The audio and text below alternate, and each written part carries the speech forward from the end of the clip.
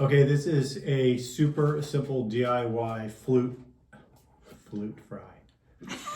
I'm gonna leave it rolling and you can edit this. Fly No, start over. trap. You can't have the flute fly in Why? there. Start over because it's just. Come on, No. we're gonna keep going. No, keep. This is a DIY. Shit. This is a DIY fruit fly trap maker. So you need a couple things. You need a little jar. This is an old spice jar. Doesn't really matter. It's small, it works. Piece of old aluminum foil, some dish soap, some water, and some vinegar.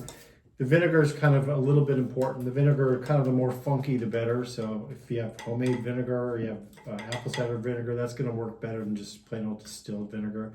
Even some old wine would work. That's the attraction. So take the foil, stick it around your finger. Make kind of a point, stick it in the jar. Bend it down. That's kind of how it looks. Let's poke a hole in it. Just big enough for the flies to get in. Put some water in there. This is not science, this is nature, so no specifics. Say 50-50 water,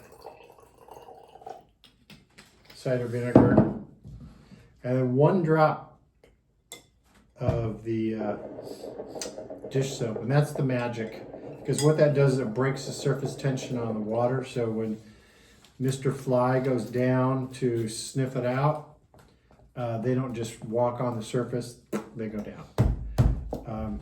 That's it. Set it on the counter next to your stuff, your fruit, and you'll start to notice these little brown things in the bottom, and you'll be amazed how many things it catches. Anyways, have an awesome day.